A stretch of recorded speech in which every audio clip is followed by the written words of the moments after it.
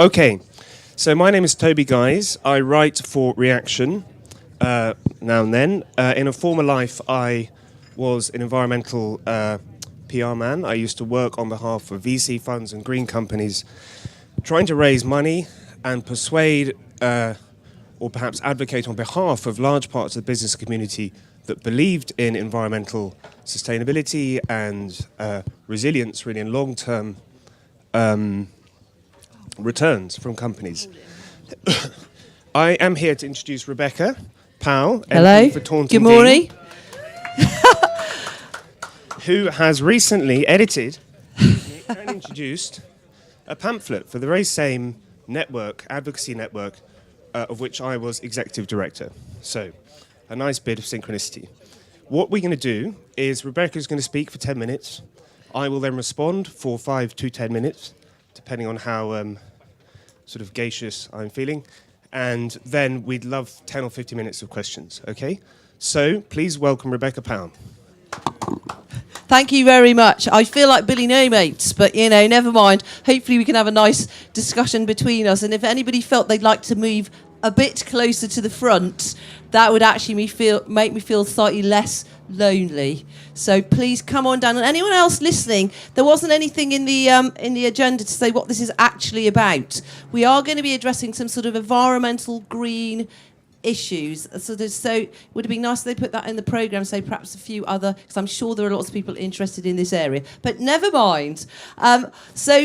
As Toby so kindly said, I did recently launch in Parliament. I'm the MP for Taunton, Deane, by the way, and I was elected in 2015, and I've just regained my seat again in 2017, in what was a very strongly Liberal Democrat area. And I will refer to that in a minute. So I launched this pamphlet, which was called Thinking Differently About Our Environment, a Holistic Approach to Policy. And I just thought to start with, I might tell you, you might think, well, so why does Rebecca care about that? That all sounds a bit long and waffly and worthy. Well, basically, I was brought up on a farm. I can milk a cow. I would go back to doing that if the day job fails, and selling food and promoting British. I did a degree, but it was an environmental degree. I then worked for the National Farmers Union in various things in the field, in agriculture. But I then eventually became a journalist and broadcaster, specialising in these subjects: the environment, agriculture, farm, food, and gardening, believe it or not. Made lots of gardening programmes.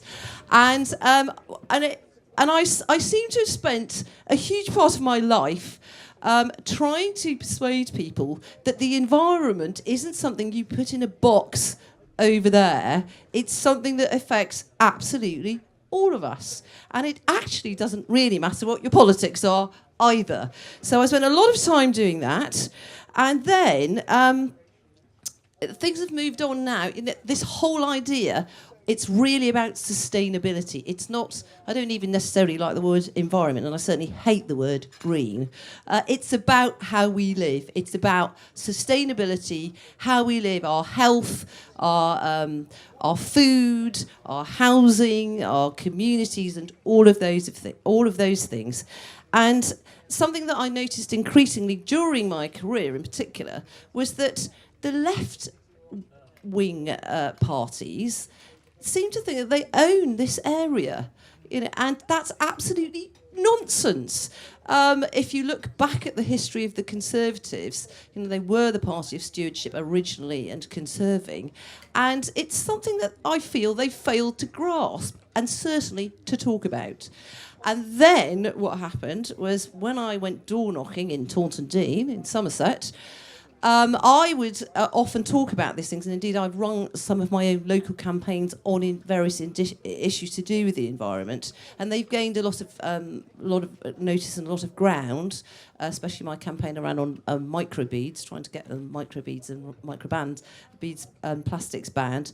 And on the doorstep, knocking the doors in Taunton Deane, if you couldn't hook people in, they saw your blue badge and they didn't want to talk to you, but if you started to talk to them about the way they lived, or about having housing with the right kind of infrastructure and green spaces for their children to play in, and courses for mental health that rely on the outdoors, suddenly they get interested. arrested. And suddenly you think, actually, you're not such a bad person after all. And then I talked, once I got elected, about the things I've done in Parliament in these areas, and suddenly they think, oh, actually talking quite a lot of sense, you're actually not such a bad person. Maybe the Conservatives aren't so bad after all. So one of my messages is, A, I think we need to talk about these things a lot more, and B, we do need to say what the Conservatives are doing.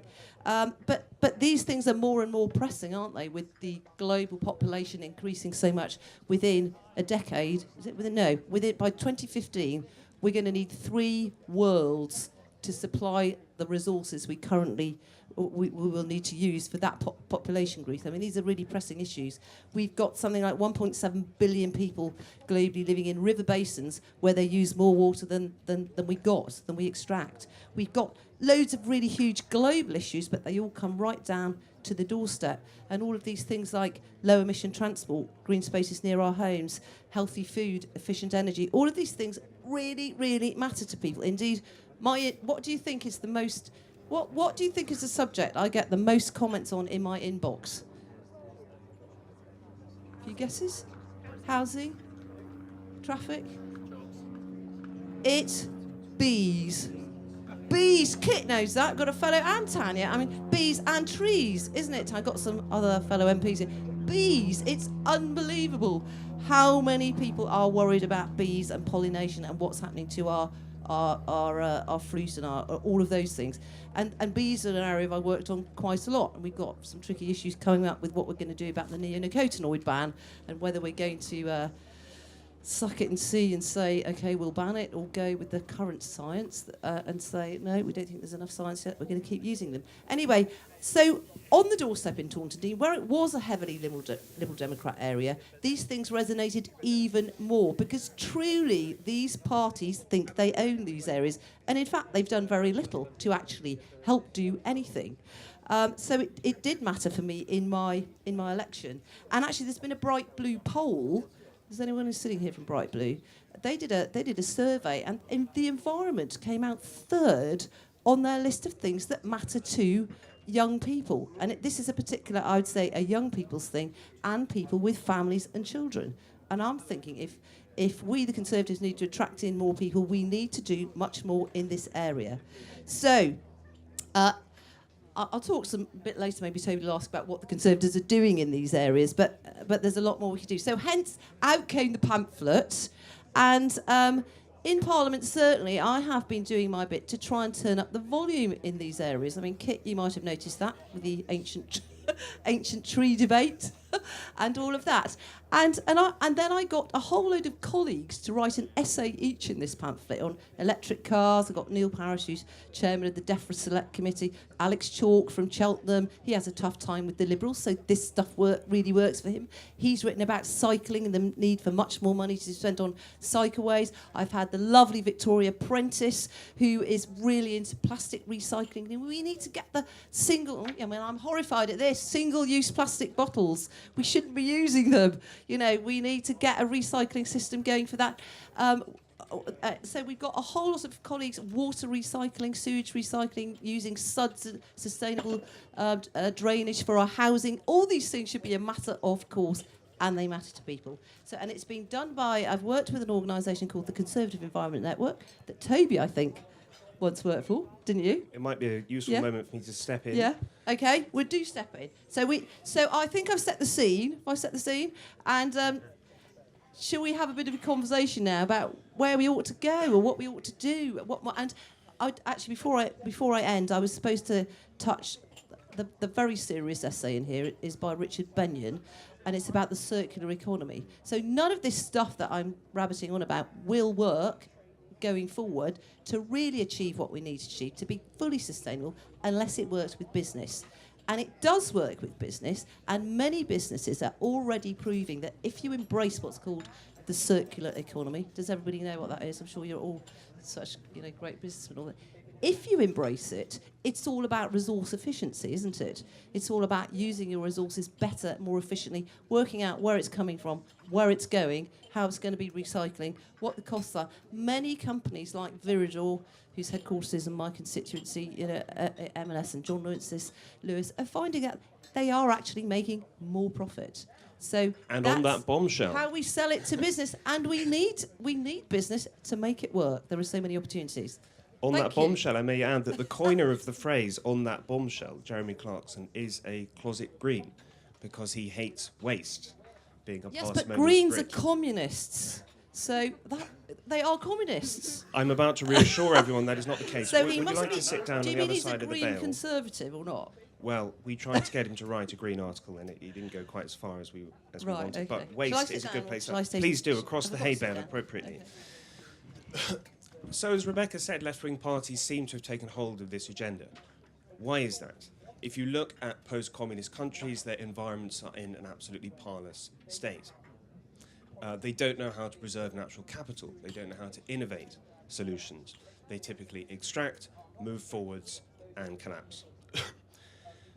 When Adam Smith originally unpacked the idea of a market economy, he wrote that that an efficient economy and a free economy, in his view, a free market, is a market where everyone gets the benefits and pays the costs of their activities.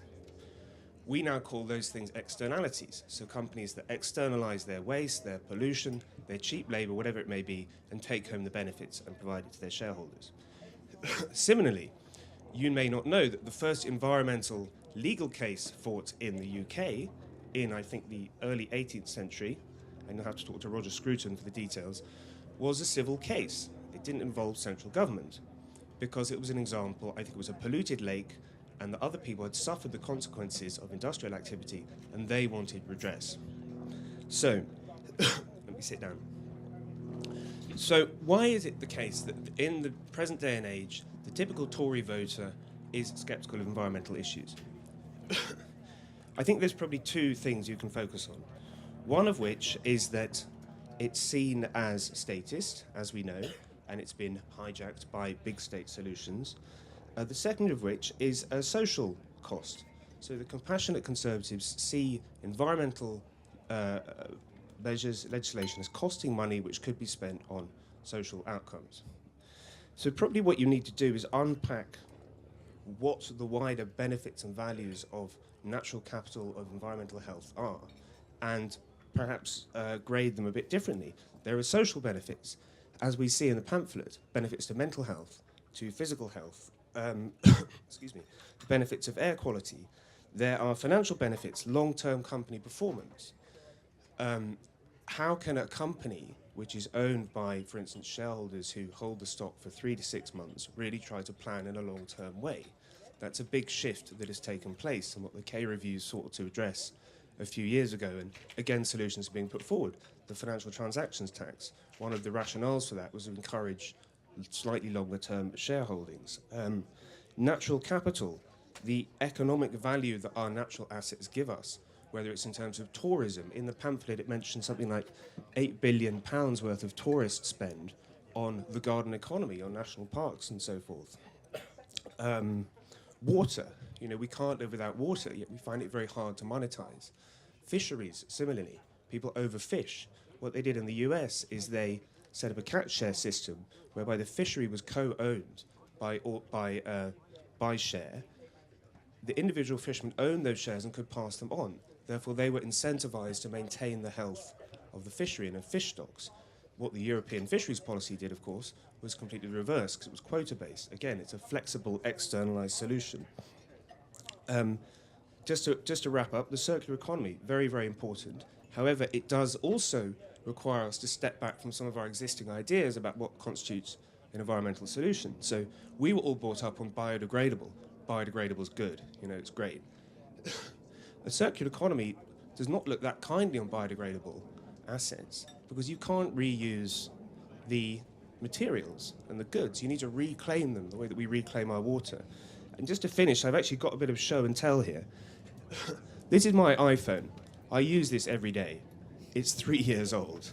It's got 32 gigabytes of data on it. I don't want to get rid of it. I now finally have to get rid of it because the software has become obsolete. So I've really bucked Apple's business model.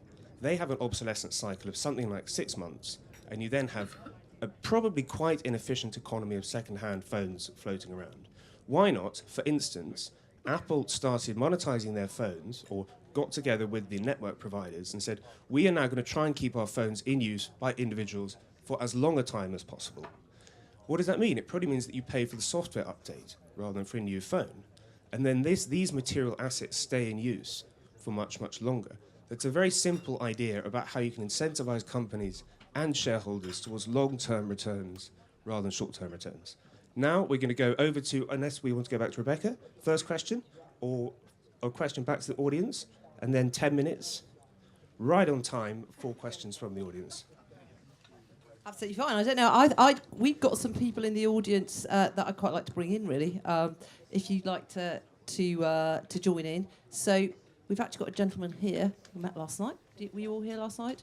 And we were talking just about this sustainability in businesses and the circular economy and how that's all got to work. I just wondered whether shall I give you the microphone, because we to share a few thoughts about this and how we can make it work. You know, really being mercenary about it for the Conservatives. Yeah, well, going back to the whole thing about, as Conservatives, how can we be green and sell that green message? I think it's in my industry, which is the drinks industry, where you've got breweries and distilleries. These are sometimes very energy inefficient entities, and if you go to them and say, you've got to be more efficient and greener, I think you'd get some bad responses. So I think the positive way to sell these things is to say that actually out with the consumer, to say that things are sustainable is actually a huge trend in cocktails, in bars in general. If you go around the West End of London, sustainable cocktails are the inner thing. What is a sustainable cocktail? One that never runs out. The one that never runs out, exactly. You don't get, yeah. But to just give an example of a drink which we're involved in, which I think we've got some left from last night, hopefully, which is actually harvested from birch sap. So we're not cutting the trees down. We just make a hole in the tree, take some of the birch sap out, and the tree is perfectly fine the next year. So it's like basically foraging for the actual raw ingredients.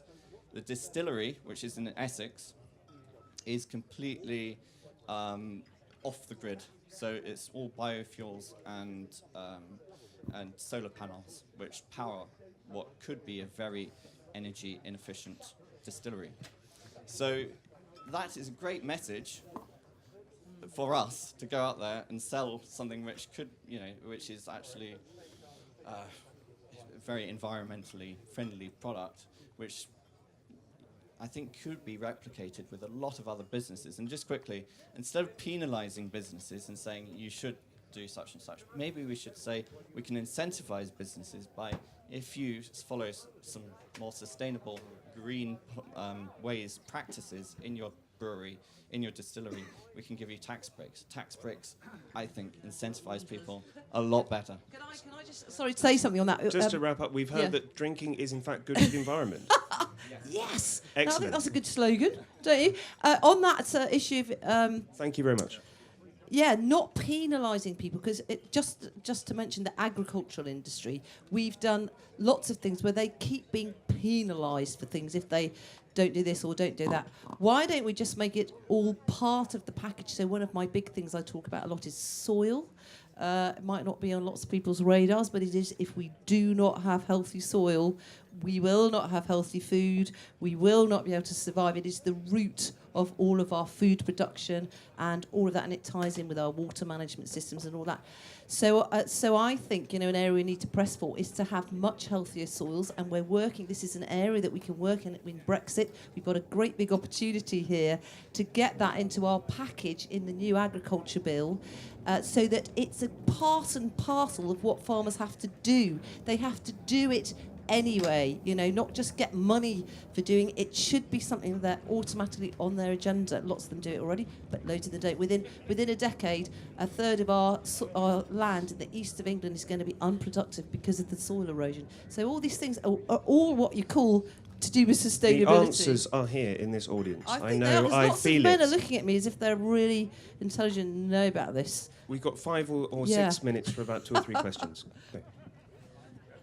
And ladies, I should say, and ladies. It's not really a question. Hi, I'm Chloe. I work in Westminster, but I was a biology graduate as well. You're a what? Oh, biology graduate, yeah. Excellent. I feel like in terms of policy, in terms of the market is moving, especially with this generation, so much more towards sustainability, like in terms of such great work being done in business and around CSR and everything like that. I feel like our problem as a party is not necessarily policy going forward, because I think we're doing a really good job. We are still, exactly what you said, as a party, we are still seen as a complete antithesis of everything. Everything so and weird. to do with that, and I feel like that's the biggest challenge that we have, to start being bold and start speaking to this generation about what our values are. Like it was Thatcher that said that core conservative policy and the environment is the same. She spoke up for the environment.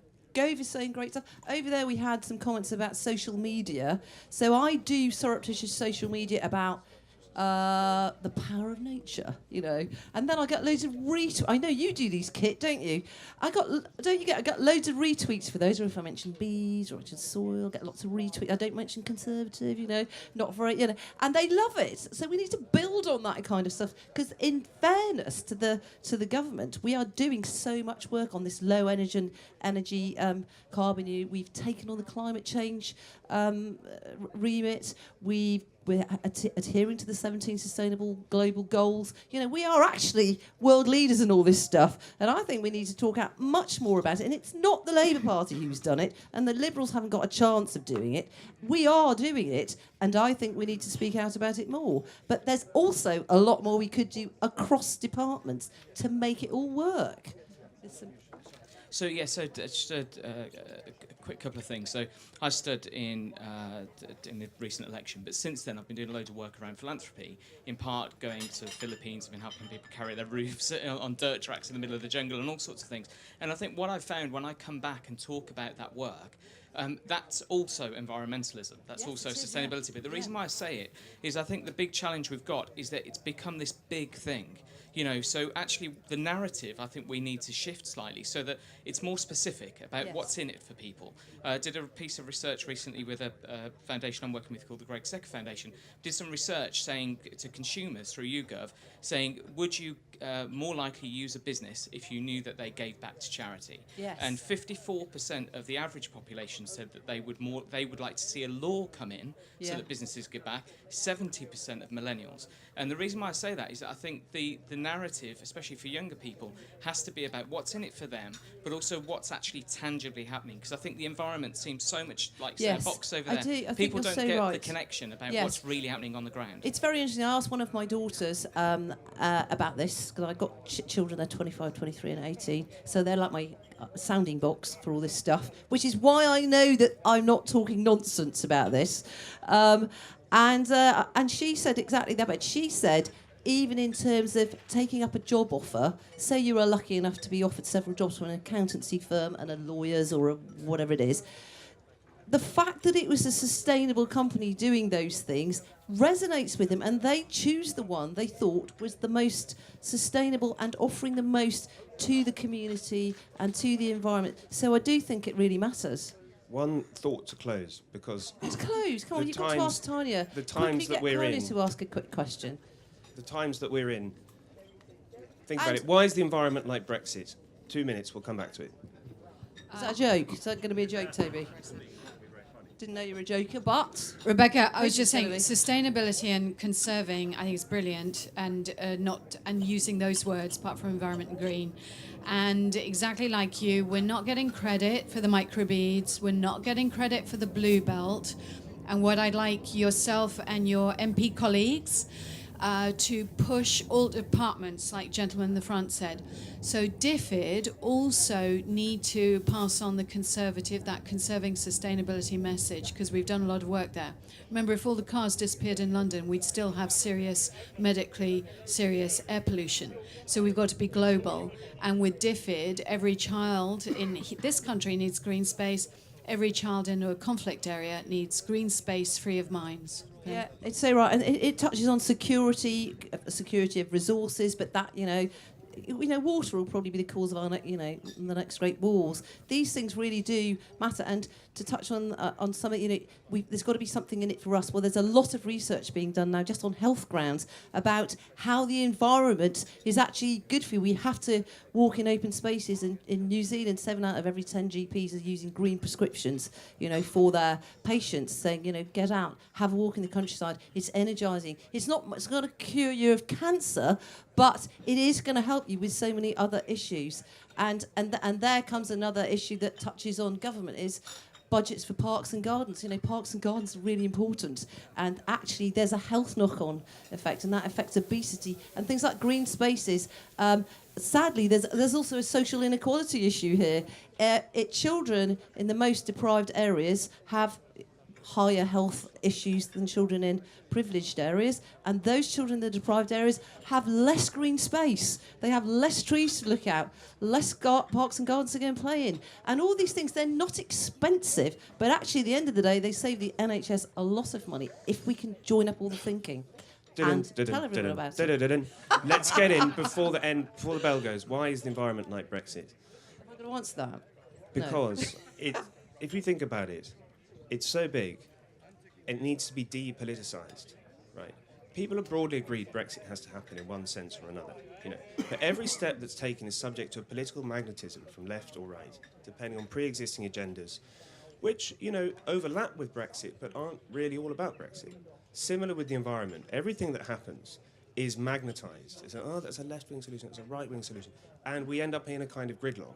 And often we end up with the worst of both worlds, Like the flooding, for instance, in Somerset was driven both by rewilding of the canals or a lightening of the cleaning. I'm an expert at all this now, so you need I to know, be that's careful why, what you say, yeah. 'cause I come I from only Somerset. started on In this my with 30 seconds to go. constituency. Whilst also letting the industrial farmers overplant the uplands, plant the wrong crops, and allow all the soil to be washed off. So a corporate solution at one end, an environmental solution at the other end, and you've got the worst of both worlds. So that's probably the kind of gridlock that we need to break, and to try to depoliticise, what will be, and probably the overwhelming issue. On that note, then, so there's lots of things we can do to help that Somerset Levels problem, and bring in all the things we're talking about. We can have this wider landscape scale management, which brings in everything about managing the environment, but also about the communities that live in it and what they do, and the kind of houses they have, and the kind of drainage systems they have, and the kind of sewage systems they have. But it also brings in nature and wildlife, and we haven't even touched on the power of nature. Well, you did mention nature capital, and so that we've got big opportunities to get those things right with Brexit. I think there's a massive opportunity, which in the CAP system, we've been tied to things that suit 27, 28 countries. We can now form our own. This is one of the. I was a Remainer, by the way, but this is one of the only areas that I think if we get it right, we've got the chance to really set the agenda, having a much better system for managing our landscape and our countryside to deliver the things that this country needs. And that's not only about healthy food production, it's about where we live. Slogan time. The slogan. Quality of life cuts cost of life. If we enjoy our lives and they're healthier and we use our resources better, life is actually cheaper. It's good. And there is a gentleman back there. We must, come on, let's just bring them. They haven't blown the whistles yet, Toby, so... Would you like a microphone? No, I'll shout. So, flooding is a great example. Yeah. In the levels, 70 to 80% of the flooding was caused by actions of people in the uplands, or landowners and controllers in the uplands, and the impact was felt on by people in the lowlands. But they only live 30 miles apart. And government and insurance industry just sits in between them and acts as a big buffer to keep the consequences of the actions of one group away from them. So I'm always struck that a lot of the, in the UK, a relatively small country, you can connect the implications of your behaviours with its consequences. But so often, we're obviously the political system and the insurance system in the environment sit in the way. Absolutely. So to what extent, and this is quite almost momentum-esque, to what extent can you bring direct action to bear from people whose lives have been ruined onto the people whose actions have been ruined? Well, it's a very good point you make, sir. And I actually went to the Netherlands on a flood resilience inquiry. It's very exciting. But it was amazing to watch because, of course, if they didn't manage their landscape for water, 2/3 of it is underwater, would flood. And they have a completely different approach to managing the landscape than we do. And I think it's a very good model. This is the wider catchment model. And it does make everyone responsible down the chain for what they do. And it's all about how we live. And I actually think it would be a good model. We've suggested this to Michael Gove, actually, and to Trace Coffey, the Environment Minister. I think they're taking on board a lot of these ideas. They actually have a water commissioner. And I think, because the water is also, along with the soil, the root of, so much that affects us all. They have a flood commissioner who's in charge of it. But what they do, and there are some small-scale examples of it in this country, they bring in the water companies to be very much part of managing our entire water system for everybody. And I think there's a much bigger role there. So that's private companies getting involved. They do lots and lots of very good conservation work, water holding work, water cleaning work, using the landscape to do it for free. Very quickly, now we're in control of our own destiny on value-added tax. What about a value-saved rebate for recyclates? Value set? Well, that's quite a good idea, isn't it? Yeah, that's negative value being extracted back out. That's a sort of thing that we should probably take back to CEO. Yeah, can you give me some ideas and I'll put them to the Chancellor? I think I missed the deadline, but I'm still going to put some in. That's a good idea, because the landfill tax, I mean, we say we're a party of not, making too many laws, but we did do that. The landfill tax worked really well. That's really cut down stuff going to landfill, and the 5p carry bag charge, really helped. But your point is so good. I wish I could get over that. You see, even when I went to Parliament, when I was an environment correspondent and there weren't any environment correspondents, everyone laughed at me because I went around in my wellies and my coat, and didn't look like they did. And they all laughed at me for years and years and years. And then suddenly it all became trendy, and there were lots of environment correspondents. And then when I went to Parliament, I do mention ancient trees and soil and woodland and microbeads, and I get a certain amount of banter. But they take it in. So how can we get over this? Because I think we're missing an absolute trick. Because we are doing a lot of it. This gentleman's got the answer. Oh, I don't think so. No, I was just picking up on... I love this theme. But then Toby mentioned this sort of connection with climate change. I think it would be very helpful politically if we were in this debate to draw a distinction between an enthusiasm for clean, renewable, sustainable energy, and be clear that is a thing that the entire world, whether you're a denier or not of climate change, can be pro. Yes. From the debate about greenhouse gas and global warming, where there are, very healthy debates on both sides about the level of carbon dioxide in the air.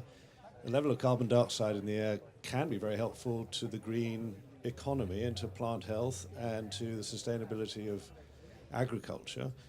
So don't confuse climate change with clean, sustainable energy.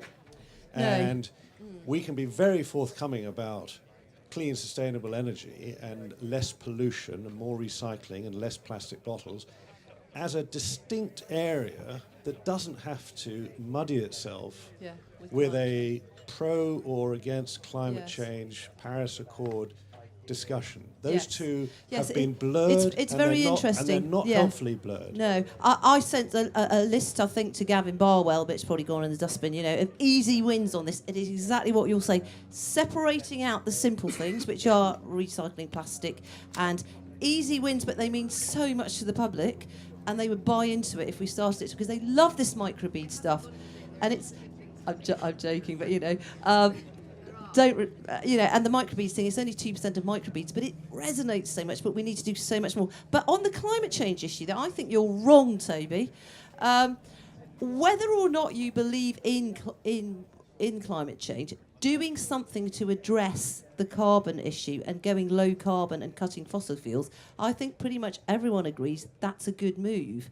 And there's so much technology tied up in the renewables and the low carbon energy industry that's a massive win for us. And there's so much work being done. And that, as far as I understand it, is very much about finance, releasing the investment in the finance to scale up the projects that we need to do more renewables and to buy into that area. And that's where this whole issue of the environment links with business so much, because we can create so many jobs and we can sell the technology and we can be world leaders. I mean, this week we have launched the Green Investment Task Force. So we are doing a lot. We're not shouting. How much coverage did that get? And that's amazing. We've launched this task force, which has got 6 months to come back with a plan on how we are going to create all these jobs in this new sector of renewable energy and technology and all of that. And it's all possible, but it is all about linking with business. I'm told, maybe you're in the audience, there are all these ready-made investors waiting to put money into these projects, but they just need these oven-ready projects to come to their door, because loads of people are doing stuff, loads of cities are doing stuff, Nottingham and Leeds and Bristol, but they just need to scale up. And they're not clear in their message about those distinctions that I've just made. Okay, so we should put just that to on a add, bit of paper, if I clearer could messages, add Toby. a plank to Nick's argument, there was a huge geopolitical argument as well. We want to be engaged, let's be honest, less and less in the Middle East, not more and more. A low energy price is one of the things that's crippled Russia, although arguably Russia is now lashing out precisely because it's financially weaker. So there are, as you say, there are issues which are a long way away from climate change and yet which bring a serious benefit. The increasing energy independence of the US is a huge geopolitical shift for everyone else, for China, for the Middle East, for Russia. Whether that means they go more protectionist, how that feeds into America first and Trump, perhaps we've yet to see.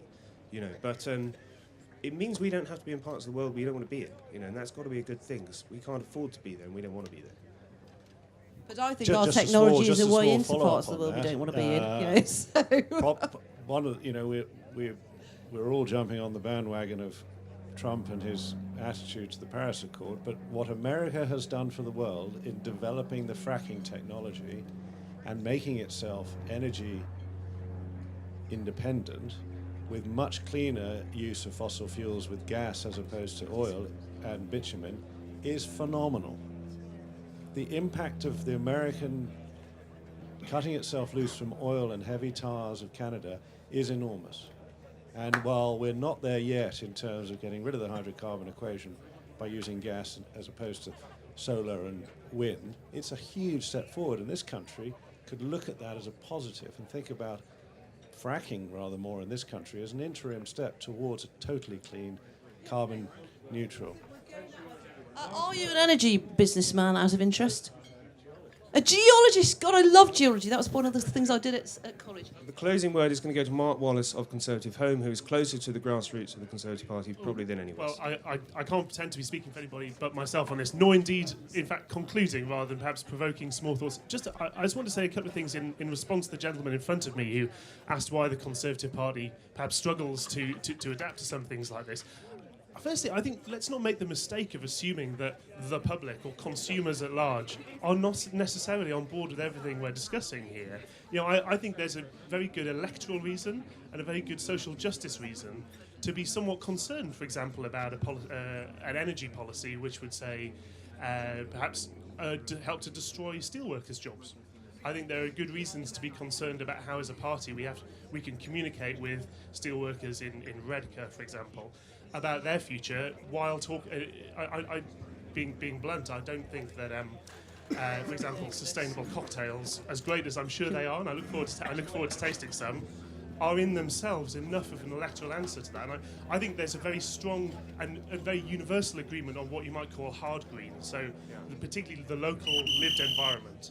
But I think there's a lot of reasonable concern about the impact on consumers and on jobs of what can at times seem to be a wealth transfer between the poor to the wealthier. We've been cut off. We want things to overrun. We want to carry on next year and in the next location. Thank you. And please pick up a copy of Rebecca's pamphlet.